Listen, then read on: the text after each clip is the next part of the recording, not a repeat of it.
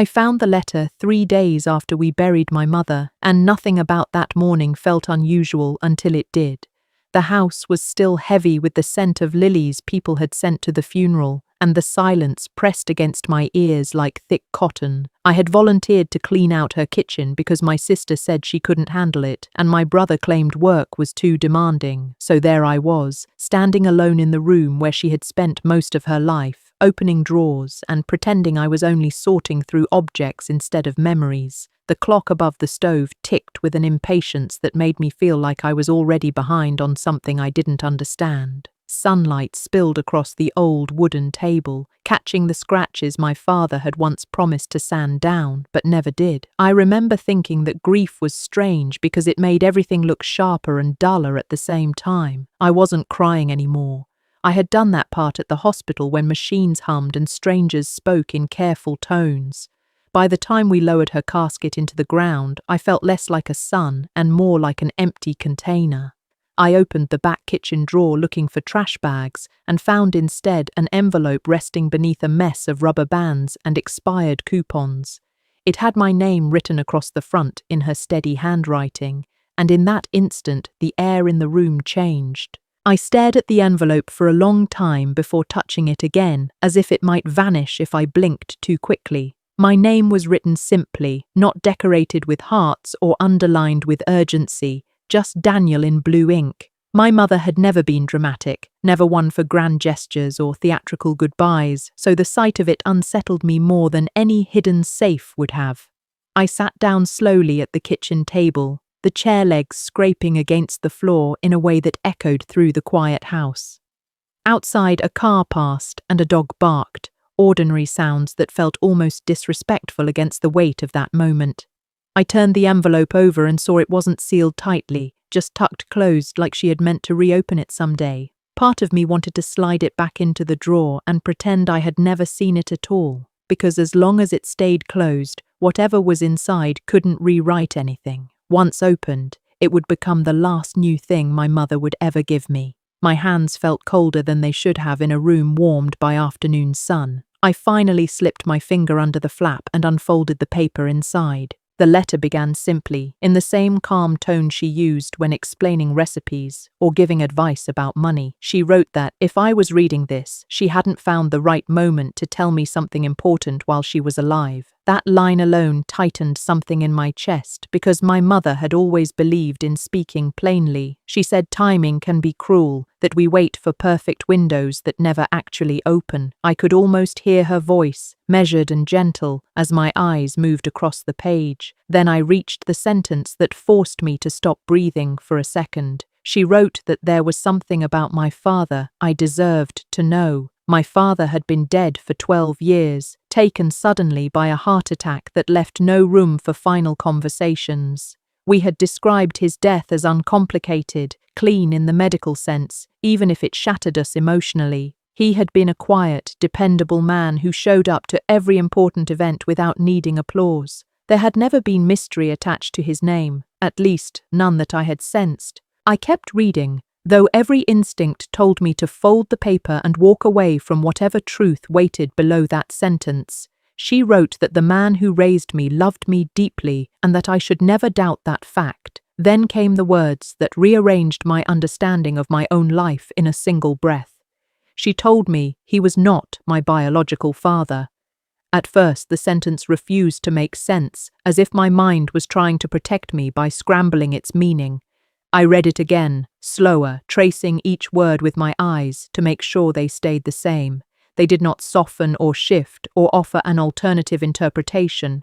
Heat rushed to my face and a strange ringing filled my ears as the kitchen seemed to tilt slightly. I thought about every memory I had of my father and wondered if any of them felt different now. He had taught me to ride a bike, to shave, to apologize when I was wrong, and none of that felt counterfeit. Yet the ground beneath those memories no longer felt solid.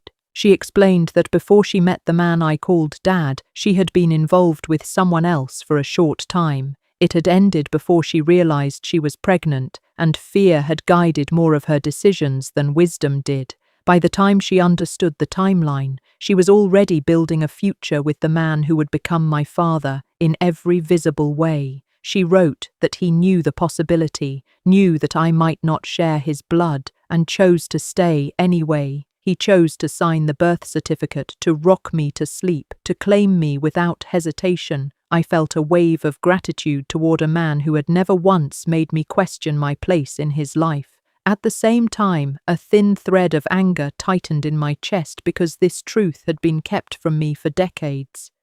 I wondered how many times my parents had looked at each other across a room, silently acknowledging a secret I knew nothing about. The kitchen walls felt closer, like they were leaning in to hear my reaction. I realized my hands were shaking enough to crinkle the paper. She wrote the name of the man who shared my blood as carefully as if it might still wound someone. Thomas Hale, she said, never knew about me and likely moved through his life unaware that he had a son somewhere. She admitted she had been young and frightened and convinced that silence would protect everyone involved. For 40 years she carried that decision quietly, telling herself that love mattered more than biology. She insisted again that my father was my real father in every way that counted, and that she would never regret the life they built. Yet she also confessed that secrets grow heavier with time, and she did not want to leave this world with one still pressing on her chest. I felt torn between compassion for her fear and frustration at being the last to know. The idea that another man existed somewhere connected to me by blood felt surreal and intrusive. I tried to picture his face and found only a blur where features should be. My reflection in the dark microwave door suddenly seemed unfamiliar. At the bottom of the second page, her tone shifted slightly, becoming less confessional and more intentional. She said she was telling me this not to disrupt my memories, but to free both of us from silence. She wrote that identity is stronger when it is built on truth rather than assumption. Then she added a line that made my pulse quicken for a different reason. She said there was something I needed to do with this information. It was not just a story handed to me like an heirloom, but a responsibility wrapped in paper. I read that line twice, sensing that whatever followed would demand more than emotional adjustment. My mother had never asked much of me beyond showing up and being decent. Now, from beyond the reach of conversation, she was asking for something final. The kitchen no longer felt like a place of memory, but like the beginning of a path I hadn't chosen. She ended the letter with words that felt both tender and firm, reminding me that love is proven in actions, not in shared DNA. She wrote that my father's choice to raise me was an act of devotion greater than biology could measure. At the same time, she said every person deserves to understand where they come from, even if the knowledge arrives late. She apologized for the years of silence, but did not beg for forgiveness, as if she believed I would find my own way there. Her final sentence was simple and almost unbearably direct. She said she trusted me to handle the truth with the same strength she had always seen in me. I folded the letter slowly and placed it back on the table, aware that nothing in the room had physically changed, yet everything inside me had shifted into a new alignment. In that quiet kitchen, I understood that this letter was not just a revelation, but the beginning of a decision that would alter more than my past. I stayed in that kitchen long after the light outside began to fade, staring at the folded letter like it might offer a different version of itself if I waited long enough. The refrigerator hummed steadily behind me, the same sound it had made my entire life, unaware that the ground beneath my identity had shifted. I tried to measure my breathing, to slow the rush of thoughts colliding inside my head, but they refused to organize themselves. My father was still my father, I told myself, repeating it like a fact that could not be undone. Yet the word biological kept echoing, a quiet but persistent interruption to everything I believed about where I came from. I wondered if my sister and brother knew, or if this burden had been placed solely on my shoulders. The idea that my mother had chosen me specifically felt deliberate and heavy. She had trusted me with something she hadn't shared with anyone else, and that trust felt both honoring and isolating. I stood up and walked to the sink, splashing cold water on my face as if I could rinse confusion away. The man staring back at me in the reflection looked familiar, but there was a flicker of doubt behind his eyes I had never seen before. For the first time in my life, I questioned which parts of my face belonged to a stranger. I tried to recall every feature people had ever compared between my father and me, searching for clues I might have missed. Neighbors used to say I had his shoulders, broad and slightly uneven from years of factory work. My teachers claimed I inherited his patience, the way I would sit quietly and think before speaking. Even my mother used to smile and say I had his stubborn streak whenever I refused to back down from an argument. Were those traits learned or inherited, and did it even matter now? I paced the kitchen slowly, running my fingers along the countertop where she used to knead dough on Sunday mornings. The thought that my father had known the truth all along made my chest tighten in a different way. He had carried this knowledge quietly, never once letting it slip during arguments or tense moments. That kind of restraint wasn't accidental, it was intentional love. I felt a surge of gratitude toward him that almost drowned out my confusion. If anything, the revelation deepened my respect for the man who chose me every day without obligation. Still, beneath that gratitude lingered a question that refused to dissolve. Who was Thomas Hale? I picked up the letter again and reread the section where she mentioned his name, searching for details she hadn't provided. There was no address, no age, no hint of where he might be now, only the quiet confession that he had never known about me. I imagined a younger version of my mother, scared and uncertain, deciding that silence was the safest choice. It was easy to judge her from the distance of decades, harder to imagine standing in her shoes. She had always seemed so certain in her later years, so steady in her decisions that picturing her frightened felt almost impossible. I wondered if she had ever tried to look him up, or if she had buried the possibility as deeply as she buried the truth from me. The letter didn't say whether he was alive or dead, married or alone, nearby or far away. It simply placed his name into my life like a stone dropped into still water. The ripples were mine to deal with now. I felt the weight of choice pressing down on me, though I hadn't yet defined what the choice was. Knowing something and acting on it were two very different things. As the evening grew darker, I realized I couldn't keep this discovery to myself forever, even if I wanted to. My siblings would eventually ask about anything unusual I found while clearing the house. The question was whether this counted as unusual or explosive. I imagined sitting across from Marlene at her polished dining table, explaining that Dad hadn't been my biological father. I could already picture her confusion turning into disbelief, followed by a dozen rapid questions I wasn't prepared to answer. David would likely react differently, quieter but more analytical, wanting timelines and proof. Part of me resented the possibility of having to defend something I had just learned myself. Another part felt protective of the secret, as if sharing it too quickly would dilute its significance.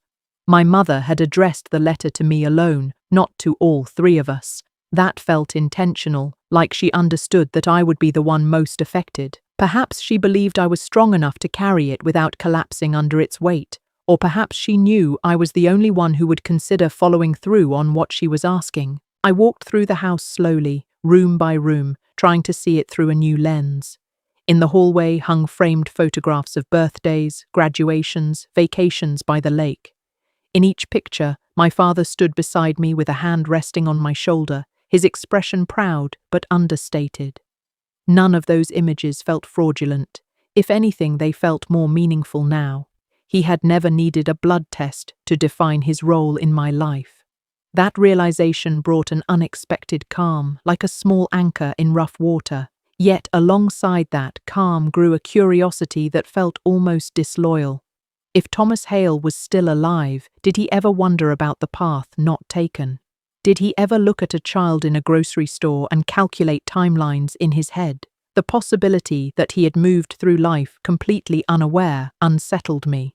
I wasn't sure whether that ignorance was merciful or tragic. I found myself standing in my childhood bedroom, staring at the faded paint, imagining a parallel version of my life unfolding somewhere else. By the time night settled fully over the house, I knew sleep would not come easily. I sat on the edge of my old bed and unfolded the letter once more, reading the final lines as if they might reveal instructions hidden between the words. She had written that truth is a gift, even when it arrives late, and that what I chose to do with it would define the next chapter of my life. That sentence felt less like advice and more like a challenge. She trusted me, she said, to handle it with strength. Strength for what exactly? To forgive her, to search for him, to leave it alone. I wished she had been more specific, but maybe ambiguity was part of the test. She had lived with uncertainty for decades, and now she was handing a portion of it to me. I pressed the paper flat against my knee and exhaled slowly. The house felt different now, not because the walls had changed, but because I had. I realized that whether I acted immediately or waited months, this truth would not fade quietly. It had already rooted itself too deeply inside me. Lying back on the bed, I tried to imagine what my father would say if he were sitting beside me now. I could almost hear his steady voice telling me that blood doesn't build a family, choices do. He had never been a man of many words, but when he spoke, they tended to settle arguments rather than inflame them. I wondered if he had ever feared this day, the possibility that the truth might surface after he was gone. Perhaps he trusted my mother to tell me when the time was right, or perhaps he believed it would remain buried forever. The thought that he might have carried anxiety about this secret broke something open inside me. I felt an ache that wasn't anger, just a quiet grief for the weight he must have shouldered alone. If loving me had required daily reaffirmation in his own heart, he never showed it. He had simply shown up again and again, without hesitation. That kind of commitment felt even more sacred now. It made the word father feel earned rather than automatic. Around midnight, I sat up abruptly with a realization that startled me. If my mother had written this letter before she became too ill to speak clearly, then she had chosen the timing carefully. She hadn't left it in a safe or mailed it through a lawyer. She had placed it in a kitchen drawer she knew I would eventually open. That meant she expected me to be the one cleaning out the house. She had anticipated my role in this aftermath. The thought unsettled me, but also made me feel seen in a way I hadn't considered before. She understood the quiet ways I stepped into responsibility when others stepped back. Maybe that was why she believed I could handle the truth. I realized then that the letter was not only about my origin, but about trust. She trusted me to decide what came next, and that trust demanded action of some kind. Doing nothing would feel like ignoring her final request. Yet acting impulsively could unravel more than I was prepared to face. As the first hint of dawn began to lighten the window, I knew one thing with certainty. I could not pretend I had never opened that drawer, and I could not fold the truth back into silence. Whether I chose to search for Thomas Hale or simply learn more about him from public records, curiosity had already taken root. At the same time, I felt a fierce need to protect the memory of the man who raised me. Any step forward would have to honor him, not replace him. The contrast between loyalty and curiosity felt like standing with one foot on two separate boats drifting slowly apart. I would eventually have to decide which direction to lean. For now, I folded the letter carefully and slipped it into my jacket pocket, as if keeping it close to my chest might steady me. The house was quiet, but it no longer felt frozen in grief. It felt like the starting line of something I hadn't planned. And as I stepped into the early morning light, I understood that the letter had not only revealed a secret about my past, it had quietly begun to reshape my future. I drove home just after sunrise with the letter resting in the inside pocket of my jacket, close enough to feel like it had a pulse of its own. The highway was nearly empty, and the early light painted everything in a pale grey that matched the uncertainty settling inside me. I kept replaying my mother's words, especially the way she had written that truth strengthens identity rather than weakens it. At that moment, I felt anything but strengthened. I felt divided, like someone had quietly rewritten the first chapter of my life without consulting me. My hands tightened around the steering wheel as I considered whether I should tell anyone immediately or sit with this alone for a while. The temptation to call my sister was strong, but I knew she would demand clarity I didn't yet possess. I needed time to let the shock settle before inviting anyone else into it. The radio played softly in the background, but I couldn't remember a single song that came on. All I could think about was a man named Thomas Hale moving somewhere in the world, unaware that I existed. That awareness felt both intrusive and unfinished, like a sentence cut off before the final word. When I reached my apartment, the normalcy of it almost offended me. The dishes I had left in the sink, the stack of unopened mail on the counter, the faint hum of the air conditioner all seemed unaware that something fundamental had shifted. I hung my jacket over the chair instead of putting it away, unwilling to let the letter out of sight. I paced the small living room, trying to imagine what a reasonable next step would look like. Searching his name online felt both simple and monumental at the same time. A few keystrokes could open doors I wasn't prepared to walk through. I wondered if my mother had expected me to look for him, or if simply knowing was enough for her. The ambiguity in her request felt intentional, almost like she wanted me to define the meaning myself. I sat down at my desk and opened my laptop, staring at the blank search bar without typing a single letter. My heart thudded louder than the quiet room justified. It amazed me how a name could carry so much potential disruption. I leaned back in my chair and closed my eyes, letting memories of my father surface one by one. I saw him standing in the driveway teaching me how to change a tire, his hands steady and patient even when mine slipped. I heard his low laugh when I tried to fix the kitchen sink in college and ended up flooding half the apartment. He had never once made me feel borrowed or conditional. If anything, he loved me with a quiet certainty that felt stronger than words. The realization that he had chosen that role willingly made my throat tighten. Whatever I did next had to honor that choice. I didn't want my search, if I pursued one, to feel like an erasure of him. There was a difference between curiosity and replacement, and I needed to be clear about that boundary. My father had earned his place in my life through years of consistency. No revelation could undo that. The contrast between the man who raised me and the man who unknowingly fathered me felt sharp and complicated. Eventually, curiosity won over hesitation, and I typed the name into the search bar with careful fingers. Thomas Hale was not an uncommon name, and dozens of results appeared instantly. My heart sank slightly at the realization that this would not be simple. There were social media profiles, business listings, even an obituary for someone with that name in another state. I clicked through a few links, scanning faces and locations without knowing what I was looking for. I didn't know his age, his profession, or even the city where my mother had met him. The lack of detail made the search feel like chasing smoke. Still, I couldn't stop myself from scrolling. Each unfamiliar face carried a faint, irrational question. Could this be him? And if so, what would I feel? Recognition, resentment, indifference. I had no frame of reference for what biological connection was supposed to look like. After half an hour, my eyes felt strained and my thoughts more tangled than before. Frustration crept in slowly, not just at the difficulty of the search but at the timing of it all. If my mother had told me 10 years earlier, I could have asked questions directly. I could have seen her reactions, heard the tone of her voice when she spoke his name. Instead, I was left piecing together a story without the main narrator present. The unfairness of that stung more than I expected.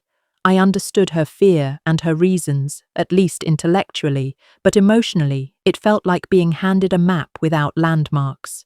I pushed away from the desk and walked to the kitchen, pouring myself a glass of water I didn't really want.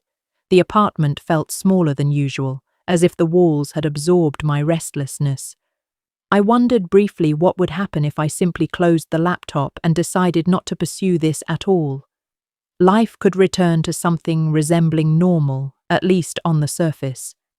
But I knew that unanswered questions have a way of resurfacing at inconvenient times. Ignoring the truth wouldn't make it disappear. My phone buzzed suddenly on the counter, jolting me out of my thoughts. It was Marlene, her name lighting up the screen like an unavoidable decision. I let it ring twice before answering, trying to steady my voice. She asked how the cleaning was going and whether I had found anything important. Her tone was casual, but I sensed the underlying anxiety we were all carrying. I hesitated for a fraction of a second, aware that this was the moment I could either keep the secret or begin unraveling it. I told her I had found some old documents and personal notes, nothing I had sorted through yet. The partial truth tasted strange in my mouth. She sighed with relief and began talking about dividing furniture and scheduling another visit to the house. I listened, responding automatically, while the letter seemed to burn quietly in my peripheral awareness. By the time we hung up, I felt the weight of isolation settle heavier than before. Keeping the secret even temporarily created a small distance between us. After the call ended, I returned to the desk with a clearer sense that this was not something I could carry indefinitely alone. My mother had addressed the letter to me, but the implications touched our entire family. If I shared the news, it would alter my siblings' understanding of our parents as well. It might raise questions about inheritance, about resemblance, about loyalty. I wasn't sure they would react with the same balance of gratitude and confusion I felt. There was a risk of resentment, of accusations about why they hadn't been told. Yet there was also the possibility that sharing would lighten the burden. I rubbed my temples, feeling the beginnings of a headache forming. The search results on the screen blurred slightly as I stared at them. One listing caught my attention, a Thomas Hale living 2 towns away, roughly the age my mother would have been when she met him. The proximity startled me more than I expected. I clicked on the link and studied the limited information available.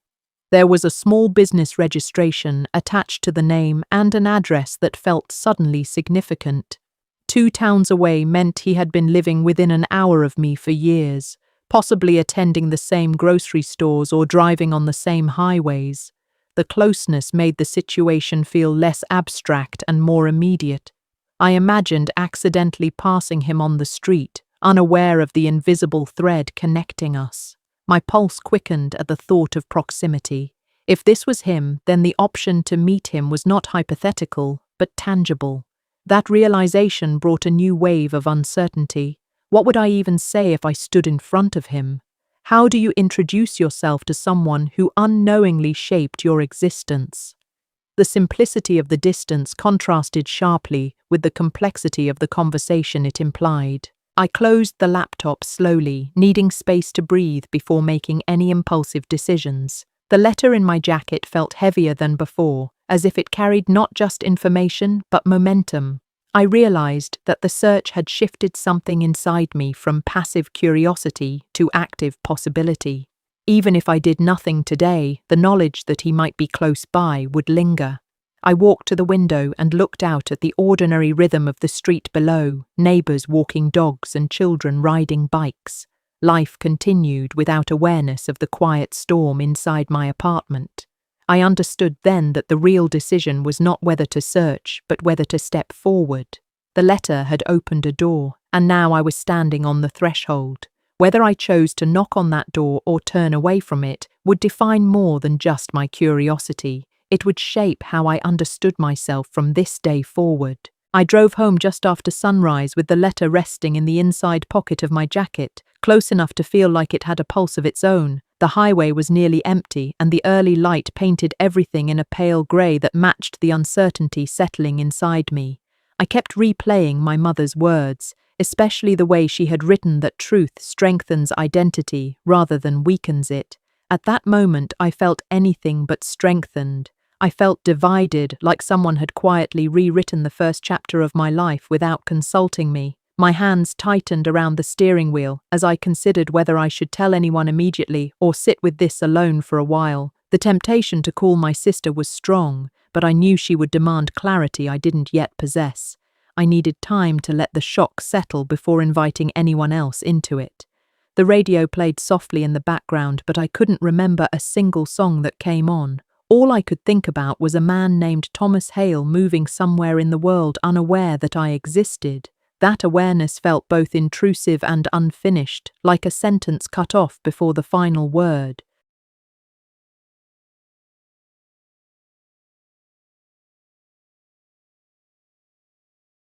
I woke the next morning with a strange mixture of anticipation and dread, the city still wrapped in early fog that made every street corner feel unfamiliar. The letter from my mother rested on the kitchen table, its edges worn from the night before.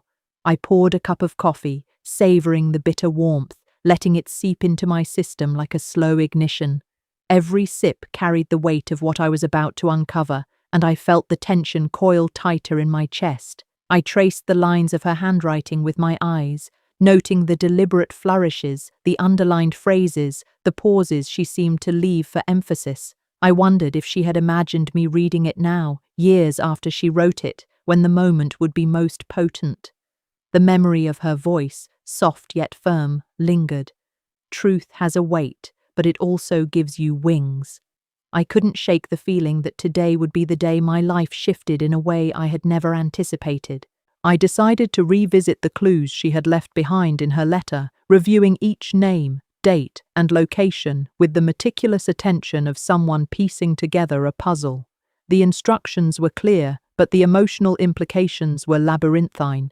She had guided me gently, offering me paths without forcing me down any particular road. I realized that the choice of whether to reach out or to wait was mine entirely.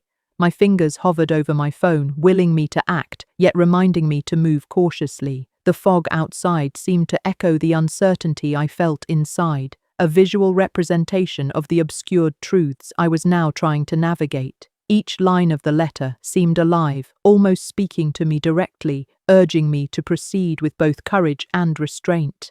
I felt the gravity of my mother's foresight. She had known that uncovering this secret would demand patience, strength, and a willingness to face uncomfortable realities. I spent the morning combing through old documents my mother had kept, receipts, photographs, and a small leather-bound journal tucked in the back of her drawer. Each piece felt like a breadcrumb leading toward a truth I had only just begun to grasp. Her handwriting on these items was meticulous, methodical, yet infused with emotion, reminding me that she had carried these secrets with care and intention. I found a faded photograph of a man I didn't recognize, standing outside a bookstore with a gentle, almost hesitant smile. The image struck me deeply, a connection I couldn't yet name. It was as if my mother had deliberately left a trail for me to follow, knowing that I would need both evidence and a story to guide me. I felt a mixture of excitement and apprehension, understanding that each discovery would pull me further into a reality I had been shielded from my entire life. By midday, I had created a careful plan. I would reach out to Thomas Hale cautiously, presenting myself as the child of someone he might remember, without overwhelming him with assumptions. I drafted multiple versions of the email, reading each aloud, adjusting the tone to balance curiosity with respect and urgency with patience. I realized that the way I approached this first contact would determine not just his reaction, but the trajectory of every interaction that followed. I paused repeatedly, thinking about how my mother had orchestrated this from afar, leaving me to step into a story that was both mine and hers. The enormity of responsibility pressed on me, yet I felt an unexpected clarity. I was prepared to see this through, regardless of the outcome. I took a break in the late afternoon, walking through the neighborhood my mother had once loved. The trees were shedding their leaves, and the scent of damp earth filled the air. I thought about her laughter, the way she had always found joy in the smallest details, and felt a pang of loss. Yet there was also a sense of connection, her wisdom guiding me invisibly. I found a quiet bench beneath a maple tree and sat, reflecting on the choices I would soon make. I considered my own resilience, built on the foundation of the lessons she had imparted. The letter was more than words on paper. It was a conduit for her guidance, a carefully constructed inheritance of knowledge, strength, and foresight. I knew that my actions would honor her memory if I approached them with thoughtfulness and integrity. As the evening settled, I returned home and reread the letter once more. I noticed details I hadn't seen before, the subtle way she had suggested verifying facts before acting, the emphasis on understanding before confronting, and the gentle reminder that compassion should guide every decision. Her words felt almost prophetic, as though she had anticipated the emotional turbulence I would experience and had prepared me to navigate it without losing myself.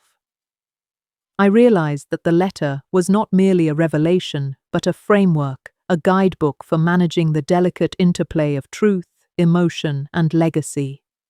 Each sentence was weighted with intent, a testament to her careful planning and her deep understanding of human nature. I finally sent the email to Thomas Hale, my heart pounding with a mix of fear and hope. The act itself felt monumental, a deliberate step into an unknown chapter of my life. As I pressed send, I imagined the possible responses, the scenarios that could unfold, and the emotional resonance of each potential outcome. The anticipation was almost unbearable, yet I felt a strange sense of empowerment. My mother had given me the tools, and now it was my turn to navigate the unfolding story. The waiting period began, and I found myself oscillating between hope and anxiety, unsure which emotion held more weight. Each hour stretched like a taut wire, every notification on my phone a potential harbinger of revelation or disappointment. I spent the rest of the evening preparing myself for contact, organizing documents, making notes of questions, and rehearsing the way I might introduce myself. I thought about the man in the photograph again, imagining what it might be like to finally meet him and hear his story firsthand. I considered the possibility of disappointment, denial, or even disbelief, and mentally rehearsed the balance between patience and assertiveness I would need to maintain. The city outside my window grew quiet, the sounds of life settling into a soft lull. I felt an odd kinship with the night, both holding secrets and waiting for the light to reveal them fully. Finally, I sat in the darkness, letter in hand, reflecting on the journey I had begun. Each step was deliberate, each action measured, as I navigated the delicate balance between discovery and preservation. I understood that this was not merely about uncovering a hidden past, but about honoring the guidance, resilience, and foresight my mother had imparted. Her letter had been a beacon, and I was finally following its light into a reality I could no longer ignore. The day had been a careful blend of planning, reflection, and preparation, and I knew that tomorrow would bring the first tangible encounter with the truth I had been poised to uncover. The story was no longer abstract. It was alive, and I was ready to step fully into it. I woke the next morning with a strange mixture of anticipation and apprehension, the air outside heavy with a damp chill that clung to the streets like a prelude to revelation. My phone buzzed intermittently, each ping making my heart jump as I imagined Thomas Hale's reply waiting within. I poured a cup of coffee, the warmth seeping into my hands, steadying my nerves as I read through my mother's letter one more time. Her words seemed alive now, almost breathing in the quiet morning, urging me to move forward with both courage and clarity. I remembered the photograph tucked between the pages of her journal, the man with the gentle smile, a figure I was only beginning to understand. Every detail of her instructions, every suggestion, felt like a carefully placed stepping stone across a river whose depths I had yet to measure. I wondered how she had known I would need this guidance, and why she had trusted me to navigate it. The weight of responsibility pressed on me, yet beneath it simmered a sense of empowerment, a quiet acknowledgement that I was stepping into something much larger than myself. I reread the letter slowly, pausing at each line, tracing her handwriting with my eyes, noting the emphasis, the punctuation, the subtle cues embedded between words. She had left nothing to chance. Every instruction was layered with foresight, designed to prepare me emotionally and practically. I realized that this was more than a secret. It was a journey she had orchestrated for me, a deliberate passing of a torch. Her insistence on patience, verification, and compassion resonated deeply, reminding me that truth alone was insufficient without careful handling. I felt the familiar tug of nostalgia, a reminder of afternoons spent listening to her stories, her voice steady, her wisdom unspoken, yet omnipresent. Those memories now served as both anchor and compass, guiding me through the uncertainty that lay ahead. The fog outside mirrored the ambiguity of what I was about to face, the unknown elements that would challenge my resolve. Determined to act carefully, I spent the morning organizing the documents and notes my mother had left behind. Each page, photograph, and receipt seemed imbued with intent, like markers left along a hidden path. I noted the names, dates, and locations, creating a detailed log of information that might be essential when reaching out to Thomas. I found myself pausing often, reflecting on my mother's life, her careful curation of her legacy, and the subtle ways she had prepared me for this moment. The photograph of the man outside the bookstore captivated me again, the smile gentle yet enigmatic, as if he were aware of the story that would unfold decades later. Each clue she left felt like a key, and with every examination, I grew more certain that the truth she had concealed for so long would soon come into the light. The responsibility weighed heavily, but it was balanced by the sense of connection I felt with her guidance. By midday, I had composed a careful, deliberate email to Thomas Hale, rereading it multiple times to ensure the tone was respectful yet firm, curious but not intrusive. I introduced myself as the child of someone he might remember, providing enough context for recognition without overwhelming him with assumptions. Each word was chosen with care, mindful that the first impression would shape the course of every subsequent interaction. I hesitated briefly before hitting send, aware that this act marked a definitive step into a reality I had long only glimpsed from afar. The decision felt monumental, both exhilarating and terrifying. My mother's foresight had guided me to this point, and now I was stepping into a story that was simultaneously hers and mine. I felt a complex mix of fear, hope, and responsibility, understanding that every outcome was contingent upon the balance of honesty, patience, and emotional resilience. After sending the email, I took a walk through the neighborhood my mother had loved, observing the small details she had cherished, the gnarled oak trees, the quiet alleyways, the patterns of light that shifted with the time of day. Her presence felt palpable, a quiet whisper accompanying each step. I thought about her laughter, her patience, and the unwavering care she had shown me and everyone she loved. It struck me that this letter was not merely a disclosure, but an extension of her wisdom, a method of ensuring that her guidance would continue even in her absence. I sat on a familiar bench beneath a maple tree, allowing the crisp air to fill my lungs as I contemplated the steps ahead. The weight of her legacy pressed on me, yet within it was a clarity, a recognition that I was capable of carrying her intentions forward with both courage and integrity. Evening descended with a quiet hush, the city lights flickering like distant stars as I prepared to wait for Thomas's response.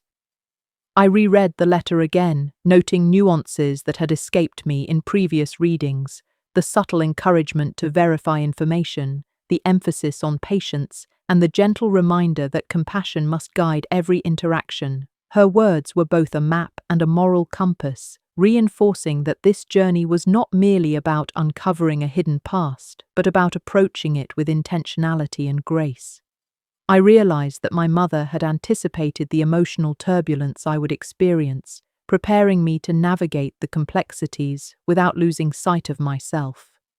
The letter's significance deepened with each reading, transforming from a simple revelation into a framework for understanding, decision-making, and self-preservation. Late into the night, I sat at the kitchen table with the letter spread before me, reflecting on the magnitude of what had begun. Each moment of anticipation, every preparatory step, heightened my awareness of the delicate balance between discovery and consequence.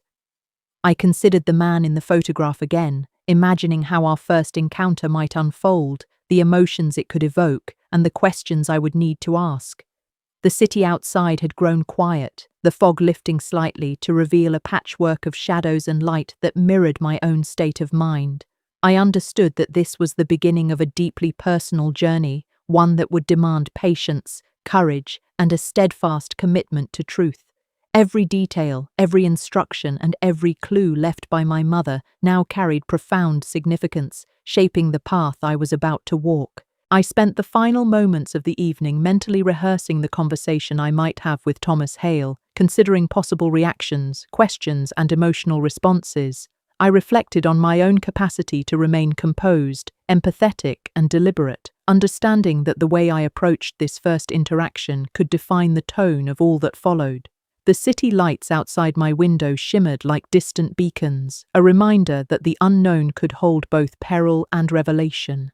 I felt a sense of readiness settle over me, a calm determination born of meticulous preparation and a deep connection to the wisdom my mother had imparted. This was no longer an abstract idea. It was a tangible, unfolding narrative that I was fully responsible for navigating. As I prepared for sleep, I returned once more to the letter, reading the final lines that emphasized patience, discretion, and understanding.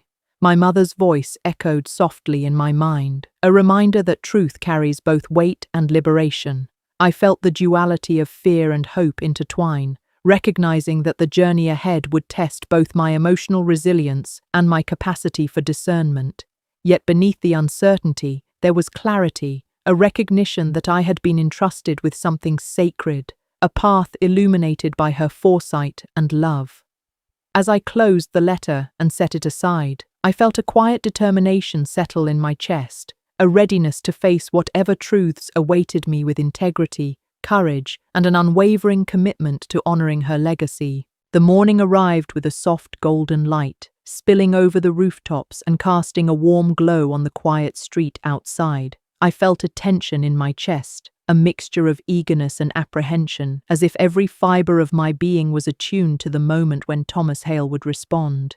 My inbox remained empty, yet I reminded myself that patience was part of my mother's instructions, a necessary test of resolve and composure. I brewed another cup of coffee, the aroma filling the kitchen with comfort, grounding me in the present as my mind wandered through memories of my mother's stories, her laughter, and the careful way she had prepared me for this day.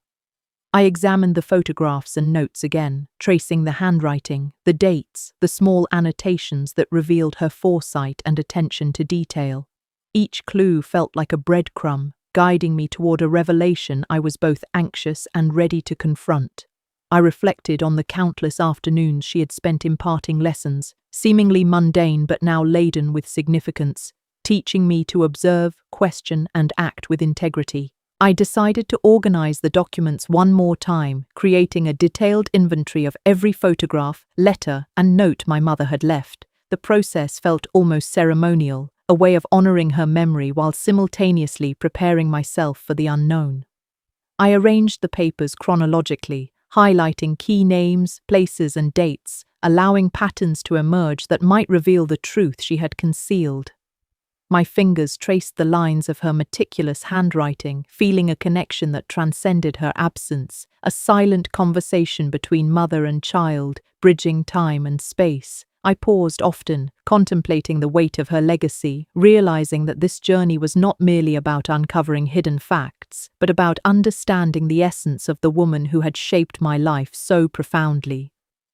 The photograph of Thomas Hale remained central, his gentle smile hinting at a kindness or awareness that I hoped would surface in our eventual meeting. I felt a surge of both fear and anticipation, knowing that the first step of reaching out had been taken, yet the journey was only beginning. Around midday, the phone finally rang, breaking the quiet tension that had settled in the house. My heart leapt as I recognized the unfamiliar number, a possible indication that Thomas had received my email. I answered with a cautious but steady voice, introducing myself and referencing my mother's connection to him.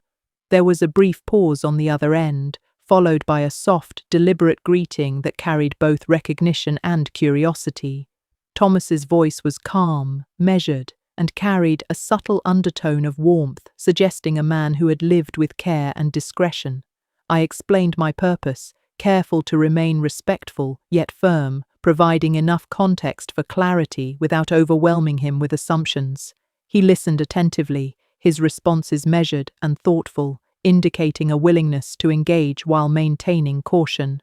The conversation flowed naturally, the initial tension easing as we exchanged questions, confirmations, and preliminary details. I felt a sense of relief, realizing that the first barrier had been crossed with both grace and effectiveness. By afternoon, I had arranged a meeting with Thomas, choosing a quiet cafe halfway between our respective locations.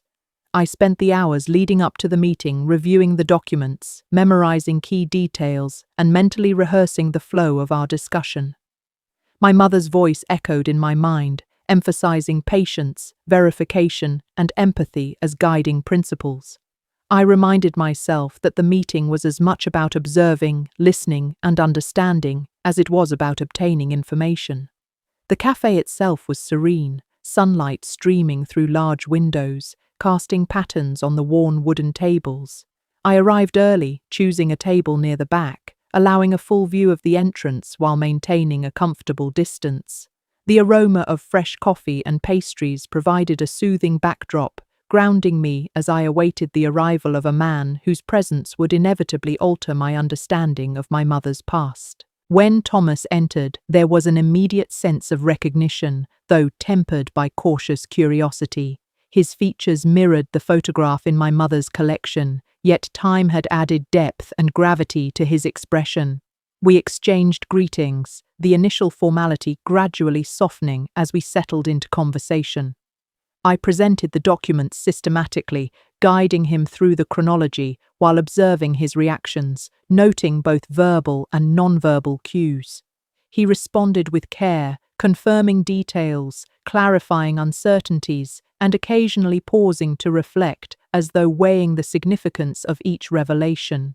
Our dialogue moved seamlessly between factual verification and emotional resonance, a delicate balance that my mother had likely anticipated. I sensed that Thomas's empathy and thoughtfulness would play a crucial role in navigating the complexities of the story we were beginning to uncover. The conversation evolved to include stories my mother had shared with Thomas, anecdotes she had kept private, and insights into her character and choices.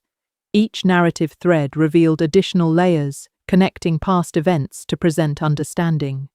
I asked questions with precision, attentive to nuance, while Thomas provided recollections colored with both fondness and the perspective of years past. The room seemed suspended in time, a space where memory and reality intersected, allowing a fuller comprehension of the woman who had orchestrated this careful revelation.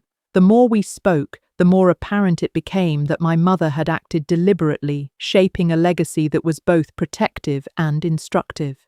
The emotional weight of her foresight became increasingly palpable, emphasizing the depth of her wisdom and her understanding of human nature. As the meeting continued, I felt a sense of alignment, as though each piece of the puzzle was falling into place with clarity and intent. Thomas shared letters, photographs, and personal recollections that had never been passed on to me, providing both context and connection. I realized that the intricate web my mother had woven was designed not merely for revelation, but for preparation, ensuring that I approached each truth with understanding, patience, and care. The juxtaposition of past and present, memory and evidence, created a dynamic that was both enlightening and emotionally stirring. I felt the gravity of her legacy, the responsibility of honoring it, and the necessity of navigating the unfolding narrative with integrity. Every detail, every confirmation reinforced the notion that this journey was not simply about discovery, but about stewardship, empathy, and careful action. By the late afternoon, we had reviewed the majority of the documents and recollections, forming a coherent narrative that bridged decades. Thomas and I had developed a rhythm, a mutual respect grounded in shared knowledge and commitment to truth. I left the cafe with a folder full of organized documents, my mind buzzing with insights, connections, and questions for further exploration. The streets outside seemed transformed, illuminated by both literal sunlight and the metaphorical clarity gained from our conversation. I understood that the path ahead would require patience, verification, and deliberate action, but I felt equipped with both the guidance of my mother and the collaboration of Thomas to navigate it successfully.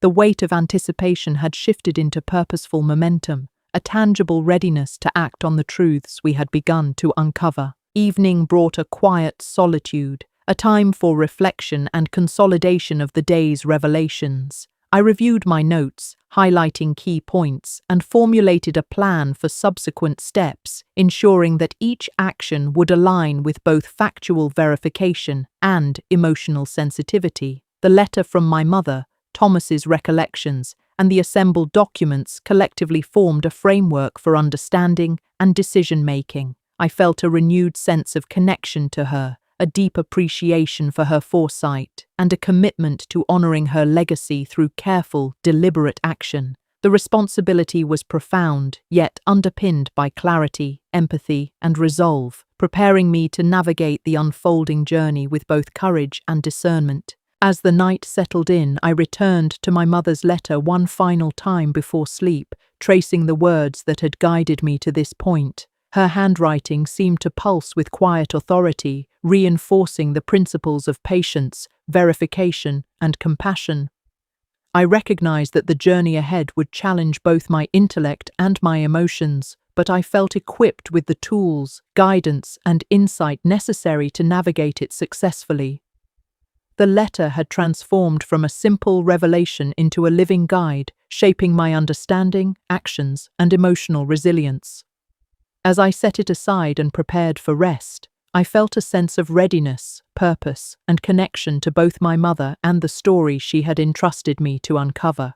The following morning, I woke with a sense of quiet determination, the kind that comes only after realizing that the path ahead is both necessary and inevitable. The sun filtered softly through the curtains, painting the room in shades of gold and rose, and I took a deep breath, letting the air fill my lungs as if it carried a message from my mother herself.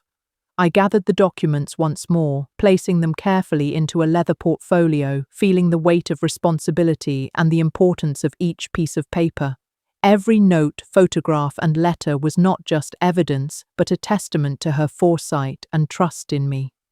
I had spent countless hours retracing her steps, reviewing her meticulous handwriting, connecting the dots she had laid out with such precision, and now the culmination of that effort felt palpable in my hands. Today was the day I would confront truths long hidden, and though nerves whispered doubts, I reminded myself that preparation and patience had brought me here. I dressed carefully, choosing attire that reflected both respect and authority, a visual acknowledgement of the seriousness of the day ahead. Stepping outside, I felt the cool morning air brush against my face, grounding me in the reality of the moment. The streets were quiet, the neighborhood waking slowly, and I felt a strange blend of calm and anticipation. Each step toward the car was deliberate, measured, a reflection of the patience my mother had instilled in me. I thought about the journey so far, finding the letter, contacting Thomas Hale, organizing the documents, and the enlightening meeting we had shared yesterday. Each step had been a bridge from confusion and curiosity to clarity and resolve. I carried with me not only the physical documents, but also the intangible guidance and wisdom embedded in every word my mother had written. It was as if she were walking alongside me, unseen yet profoundly present, lending me strength and focus.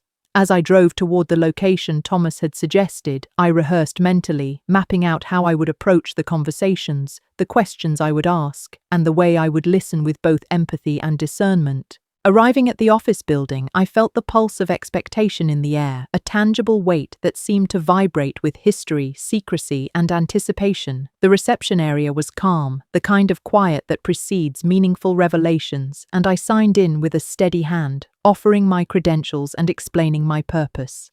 I was guided to a private meeting room, sunlight streaming through the tall windows and illuminating the polished surfaces, creating an atmosphere of clarity and transparency. Thomas greeted me with a reserved smile, his eyes reflecting both warmth and curiosity, signaling his readiness to engage while maintaining professional decorum. We exchanged pleasantries, a brief prelude to the work at hand. Then I laid out the documents in chronological order, pointing out the key pieces and contextualizing each with careful explanations. His attention was unwavering, a mix of analytical focus and genuine engagement, showing that he understood the gravity of the task and the emotional layers intertwined with the factual details. As we began delving into the materials, Thomas shared insights that had been withheld from me until now, filling gaps in the narrative and shedding light on relationships, choices, and events that had shaped my mother's life. His recollections were detailed, reflective, and occasionally tinged with emotion, revealing the depth of his connection and the respect he held for her. I listened intently, taking notes and cross-referencing his memories with the letters and photographs before me. The room seemed to contract and expand with each revelation, a space where past and present merged, allowing understanding to grow with every exchange. I felt a profound sense of gratitude for his honesty and willingness to participate, knowing that this collaboration was vital to uncovering the complete truth.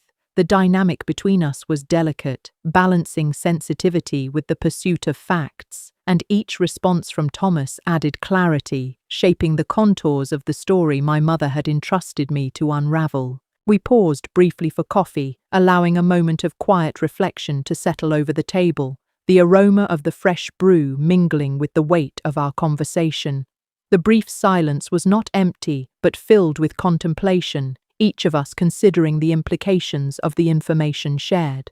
Thomas suggested reviewing the letters in greater detail, particularly those that contained subtle references to decisions my mother had made regarding family, finances, and personal connections. I agreed, feeling a renewed sense of focus and purpose, recognizing that the nuances embedded in her words could hold keys to understanding motives and intentions that were otherwise hidden. Together, we approached the materials systematically, uncovering patterns, confirming timelines, and clarifying relationships that had previously seemed ambiguous. Each discovery was both enlightening and emotionally resonant, reinforcing the complexity of my mother's life and the foresight with which she had planned for the future. The conversation shifted to sensitive topics, including family dynamics, past conflicts, and unresolved tensions that my mother had carefully documented. Thomas offered observations, often connecting subtle clues from letters to specific events, demonstrating a deep familiarity with the context and history. I asked questions, sometimes hesitating, aware of the emotional weight behind each answer, yet determined to uncover the full truth. The dialogue was meticulous, deliberate, and respectful, reflecting the careful balance my mother had always advocated between patience and persistence. As we worked through the materials, a clearer picture emerged, one that revealed not only historical facts but also emotional truths, intentions, and decisions that had been carefully orchestrated. I felt a growing sense of understanding and empowerment, knowing that each revelation was a step closer to honoring my mother's wishes and legacy. By mid-afternoon, we had constructed a detailed timeline, correlating letters, photographs, and personal recollections, creating a narrative that was both comprehensive and emotionally nuanced. Thomas and I reviewed each entry, confirming accuracy and discussing interpretations, ensuring that every aspect of the story was faithfully represented. The process was rigorous, yet profoundly rewarding, highlighting the meticulous care my mother had taken to preserve her history and prepare me for this day. I could feel her presence in the room, a silent guide encouraging diligence, discernment, and empathy. The weight of responsibility was significant, but the clarity and structure we achieved provided a sense of order amidst the emotional complexity. It was a tangible manifestation of her foresight, a map to navigate both the past and the path forward. As evening approached, we summarized the key findings and outlined the next steps, including verifying additional details, contacting relevant individuals, and preparing to act on the information responsibly. Thomas expressed appreciation for the careful organization and the methodical approach I had maintained, noting that my mother's guidance had been instrumental in creating a coherent and actionable plan. I felt a profound sense of validation, recognizing that my efforts were aligned with both her intent and the pursuit of truth. The room, once filled with uncertainty, now carried a sense of resolution, purpose, and anticipation for the next phase of our journey. We parted with mutual understanding and commitment, knowing that the story was far from complete, but that significant progress had been made. Returning home, I felt a mixture of exhaustion and satisfaction, the kind that comes from productive and meaningful work. The quiet streets greeted me with familiarity, yet I carried a newfound perspective, both grounded and elevated, informed by the revelations of the day. I reviewed the documents once more, noting the connections and insights we had established, and began planning the subsequent steps with careful attention to detail and emotional sensitivity.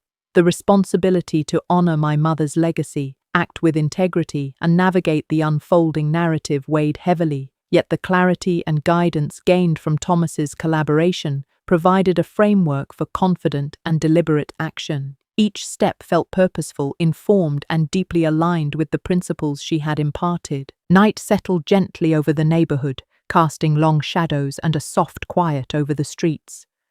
I sat by the window with a cup of tea, revisiting the letters and photographs one final time before rest, allowing the day's revelations to settle into my consciousness.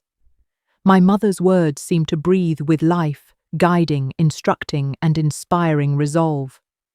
I reflected on the depth of her foresight, the care with which she had planned, and the trust she had placed in me to act wisely, empathetically, and effectively. The journey was far from over, but I felt equipped, focused, and emotionally prepared to continue. Her legacy was now alive in my hands, and every decision, every action would honor the profound responsibility she had entrusted to me. The following days were a delicate balance of preparation and observation, each moment shaped by the knowledge that I was now both guardian and executor of my mother's carefully preserved legacy. I moved deliberately, contacting the necessary parties, arranging appointments, and ensuring every action aligned with her intent. Each phone call carried a weight of responsibility, every meeting a reminder of the trust she had placed in me. I felt her presence with every step, guiding me toward decisions that were both compassionate and firm. I reviewed the letters again, reading between the lines, uncovering subtleties I had missed before, small hints, expressions of hope, warnings embedded in her careful phrasing. These were not mere words, they were instructions, a roadmap to protect what mattered most, both tangible and emotional. I recognized that her foresight extended beyond financial matters to the preservation of family dignity, personal integrity, and emotional truth. In the quiet of my home, I began organizing the materials, creating a system that allowed me to track each aspect of the unfolding plan. Photographs were catalogued, letters indexed, and notes cross-referenced against the documented events of our family history. It was meticulous work, but every detail mattered. I found myself pausing at certain letters, rereading passages that revealed her wisdom, her patience, and her nuanced understanding of human behavior. There was a quiet power in her words, a combination of love and vigilance that demanded both respect and action. As I worked, I felt a growing sense of confidence, knowing that the thoroughness with which she had prepared would allow me to navigate challenges with clarity and precision. I was no longer reacting to events, I was guiding them, shaping outcomes in a way that honored her legacy and preserved the integrity of our family history. Occasionally, I paused to reflect, the emotional weight of the letters pressing against me with a mixture of grief and resolve. My mother's passing had left a void, yet her foresight and meticulous planning provided a sense of continuity, a bridge from loss to purposeful action. I allowed myself moments to grieve, acknowledging the pain of absence while embracing the strength her legacy imparted.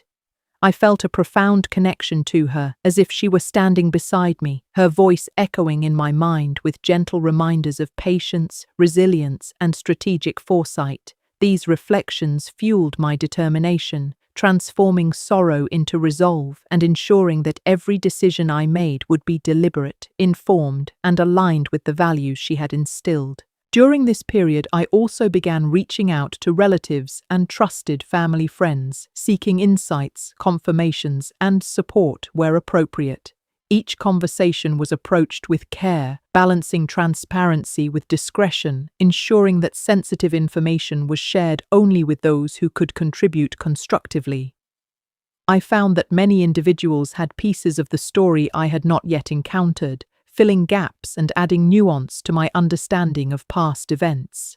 The network of knowledge I was assembling became a web of context, providing depth and clarity that would be critical in executing the final steps of my mother's plan. Every detail mattered, and the process of gathering information strengthened my comprehension of her foresight and strategic planning. As I organized the final steps, I considered the timing of each action, knowing that patience would amplify the impact of my decisions.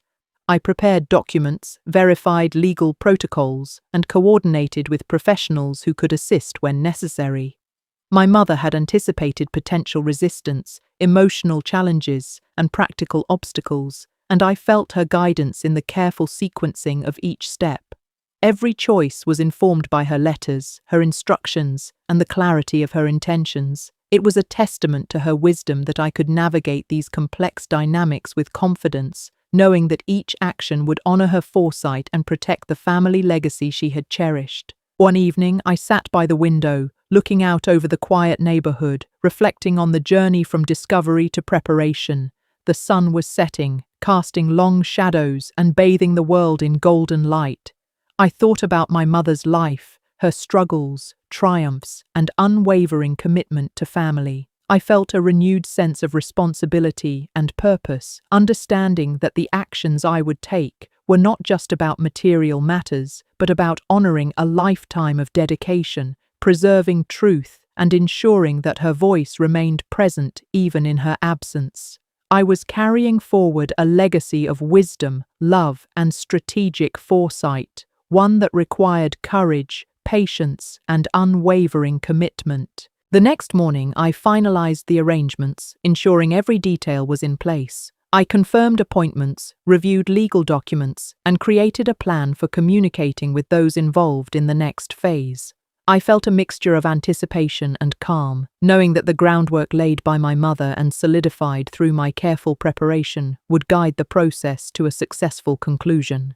Each action was deliberate, measured, and informed by the lessons embedded in her letters. I had become a steward of her legacy, entrusted not only with her material assets, but also with the responsibility to uphold her vision of fairness, justice, and family integrity. Finally, the day arrived to initiate the first of the key actions outlined in her letters. I approached the task with precision, confidence, and an understanding of the emotional complexities involved. I communicated with clarity, asserting rights and presenting documentation in a manner that left no room for ambiguity. The process was both procedural and symbolic, reflecting not only legal authority, but also the culmination of years of foresight, planning, and personal dedication. Each interaction was handled with professionalism, empathy, and strategic awareness, ensuring that the objectives were achieved while preserving dignity and respect for all parties involved. By evening, I felt the satisfaction of progress, knowing that the first phase of executing my mother's plan had been completed successfully. The letters, documents, and guidance she had provided had proven invaluable, offering clarity, direction, and reassurance in the midst of complex family dynamics.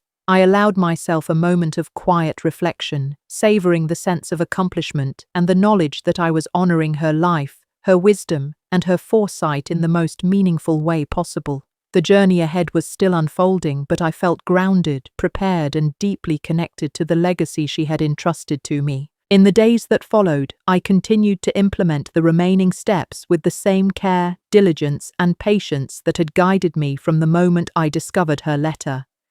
Each task, conversation, and decision was informed by the strategic insight and emotional intelligence embedded in her words. I remained attentive to both the practical and emotional dimensions of the process, ensuring that actions were executed thoughtfully and outcomes aligned with her vision. The combination of preparation, foresight, and emotional awareness allowed me to navigate challenges effectively, honoring her memory while safeguarding the integrity of our family legacy.